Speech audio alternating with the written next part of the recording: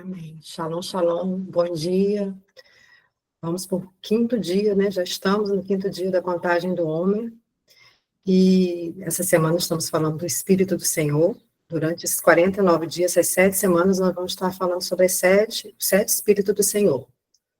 E hoje o título do nosso homem é O Espírito do Senhor transforma o DNA.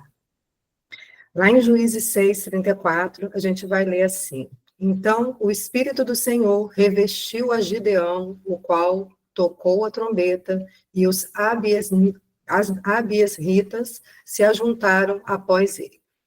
Queridos, nós vamos ver que no livro de Juízes narra um período, né, na história de Israel, quando a nação ela estava num ciclo contínuo de pecado, né, de opressão, de clamor e de libertação. Os israelitas, frequentemente, eles se afastavam de Deus, adoravam os ídolos e, com consequência, eles eram o quê? Entregues aos opressores. E quando eles se arrependiam, eles clamavam ao Senhor e Deus levantava juízes para libertar. E esse é o período, né, de juízes. E no capítulo 6 a gente conhece a história, que é a história de Gedeão, né, um homem de uma família humilde, da tribo de Manassés, escolhido por Deus para livrar Israel da opressão dos midianitas. E inicialmente a gente vê que ele se sentiu o quê? Fraco, incapaz, mas Deus o fortaleceu com seu espírito para ele cumprir aquela missão. E a primeira chave que o Senhor traz para nós essa manhã é que o Espírito do Senhor transforma a identidade. E a palavra revestiu, ela sugere uma ideia de quê? De envolver, possuir completamente, ou ainda dá a ideia de revestir com uma roupa. Ou seja, o Espírito do Senhor tomou o controle, redefinindo a identidade de Gideão, de um agricultor medroso, para um líder e libertador. Então, queridos, quando o Espírito do Senhor ele nos reveste, ele não apenas nos fortalece, ele nos reposiciona o nosso chamado, nos revela a identidade de filho, guerreiros e ministro. Deus deu a Gideão poder e uma coragem sobrenatural para lidar com o povo na batalha.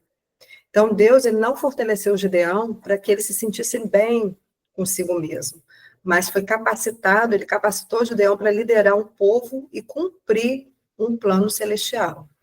Então, a força do Espírito é para aqueles que têm uma missão, né? Mesmo que pareça ser muito maior do que a gente, aos nossos olhos, seja algo impossível, mas o Senhor ele nos dá essa capacidade. Aos olhos do mundo, talvez, né, nós somos vistos como fracos, improváveis, mas são exatamente essas pessoas que Deus está chamando. Mas não os covardes, queridos, medrosos, mas os que já entenderam que a vitória não vem da força do nosso braço, e sim da confiança do Senhor e na capacitação sobrenatural do Espírito do Senhor. A gente tem que entender que Deus não é sentimental. Ele não vai ficar esperando o nosso vitimismo, os nossos medos, porque todos nós temos. Ele não é sentimental. Deus não se move através do nosso sentimento. Ele não fica olhando para as nossas limitações, porque ele está vendo o nosso destino, o destino que ele quer. Então, ele vai se mover através do propósito eterno que ele depositou em cada um de nós. Então, a nossa fraqueza não vai anular o nosso chamado, mas vai abrir o quê? O poder para que Deus se aperfeiçoe em nós. E a segunda chave vai falar, a transformação começa no espírito. O nosso DNA natural, ele vem dos nossos pais terrenos, mas em Cristo nós recebemos o DNA do Pai Celestial. João 1, 12, 13 vai dizer, mas a todos quando receberam, deu-lhes o poder de serem feitos filhos de Deus, aos que creem no seu nome, os quais não nasceram do sangue, nem da vontade da carne, nem da vontade do homem, mas de Deus. Isso fala de uma nova origem espiritual. Nós fomos gerados pelo Espírito, e o Espírito do Senhor implanta o caráter do Pai em nós. Quando nós somos cheios do Espírito, o fruto começa a nascer em nós, começa a aparecer. E que fruto é esse? Está lá em Gálatas, que é conhecido de nós também, Gálatas 5, 22, 23, que vai dizer que mas o fruto do Espírito é amor, alegria, paciência, paz, amabilidade, bondade, fidelidade, mansidão e domínio próprio.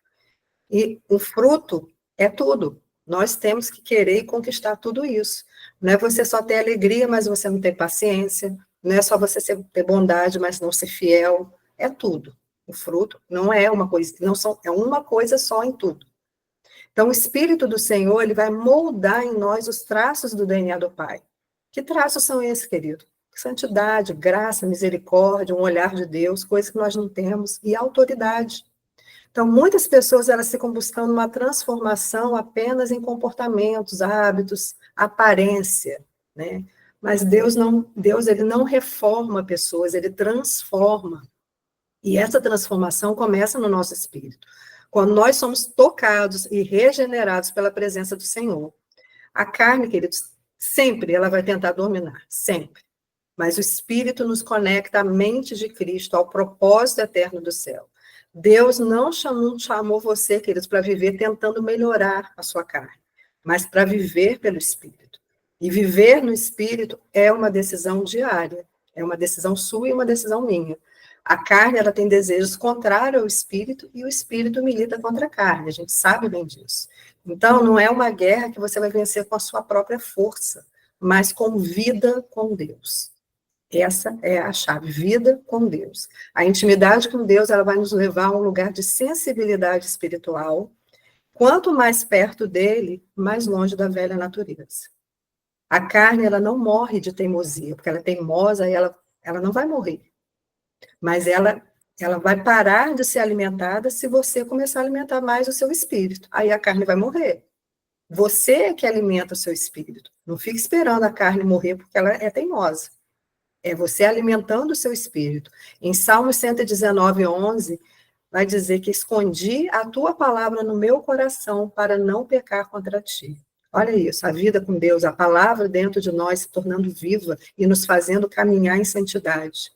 Deus está nos chamando para um lugar mais profundo de comunhão, onde o andar no espírito deixa de ser algo esporádico, mas é um estilo de vida natural dos filhos, um estilo de vida natural. E a terceira e a última chave, o sangue de Jesus reescreve a nossa herança.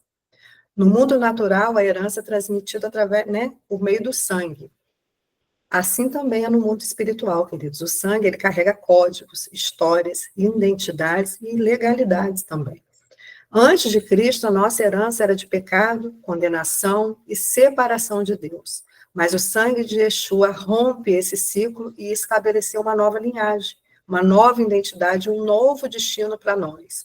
Colossenses 1, 13 e 14 vai dizer, ele nos libertou do poder das trevas e nos transportou para o reino do seu Filho amado, em quem temos redenção, a saber, perdão dos pecados. Pelo sangue de Adão, nós herdamos a queda, mas pelo sangue do Cordeiro, nós herdamos a redenção. João 1, 12, 13. Mas todos quanto receberam, deu-lhes o poder de serem feitos filhos de Deus, nascidos de Deus. Você não é mais definido pela sua linhagem natural, pelos seus traumas de infância, ou pelos erros da sua família. Entenda isso, você agora é filho e herdeiro. Por parte de uma linhagem real e eterna, Deus redefine a nossa identidade com base com quem Ele é, e não em quem nós fomos. Né? Então, se você crê nessa palavra, você tenha certeza que hoje o Espírito do Senhor, Deus está trocando marcas de rejeição por selos de filiação. Ele está rompendo padrões familiares, geracionais, emocionais, que não vêm dele. Há um novo código espiritual, querido, sendo liberado para nós. E esse código é o código do reino. Há códigos espirituais sendo escritos a nosso respeito. Onde havia vergonha, o Senhor vai trazer glória. Onde havia maldição, o Senhor está trazendo bênção. O sangue de Yeshua interrompe fluxos de maldições hereditárias e ele ativa a promessa de um legado celestial. Vocês creem nisso, queridos? Se crê, toma posse dessa palavra. Hebreus 12, 24 vai dizer, ao sangue da aspersão, que fala coisas superiores ao que fala o sangue de Abel. O sangue de Yeshua, ele não clama por vingança, mas por reconciliação. Ele muda o testemunho ao seu respeito, ao meu respeito no mundo espiritual. Romanos 8,17 vai dizer, e se somos filhos, somos herdeiros, herdeiros em Deus e co-herdeiros em Cristo. A nossa herança pelo sangue de Yeshua, ela vai nos dar acesso ao quê? A uma nova identidade. Não viva como se você fosse escravo, você é filho de Deus. Há uma nova herança. Não queira mais essa herança que está no seu sangue, que vem da sua família, você tem um novo sangue, luta, ele se limpa a cada dia por essa nova herança, uma nova autoridade, um novo nome e um novo destino. Deixa essa verdade penetrar no seu espírito, porque o sangue de Jesus, ele não apenas te limpou, mas ele te reposicionou, ele mudou a sua linhagem. Você carrega o nome do Pai, e com isso carrega autoridade, destino e uma herança eterna. Então, assim como Gideão, ele se via fraco, mas foi revestido pelo Espírito e chamado de valente, Deus redefine a nossa identidade, com base em quem ele é, e não em quem nós somos ou fomos. Gideão, agora vem uma outra chave poderosa. Gideão, ele não permaneceu paralisado pelo medo ou pelas limitações dele. Após ele ser revestido, o que ele fez?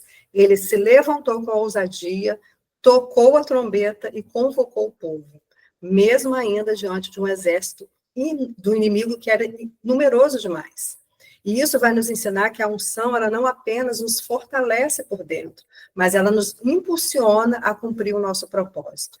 E lembre-se que ele foi revestido, Gideão foi revestido pelo Espírito. Nós somos a habitação. E essa realidade nos leva, querido, a um nível muito mais profundo de consciência e de responsabilidade espiritual. Já não vivemos esperando uma visitação do Espírito, mas nós vivemos em uma comunhão constante com o Espírito, sendo guiados, fortalecidos e moldados por ele todos os dias. Então, assim como Gideão, ele tocou a trombeta após ser revestido, nós também estamos sendo chamados a tocar o chofar e manifestar assim, esse som. Que som é esse? O som da nossa fé. Não por um revestimento temporário, mas com o entendimento que somos uma habitação contínua. Amém? Shalom, shalom. Até amanhã, queridos.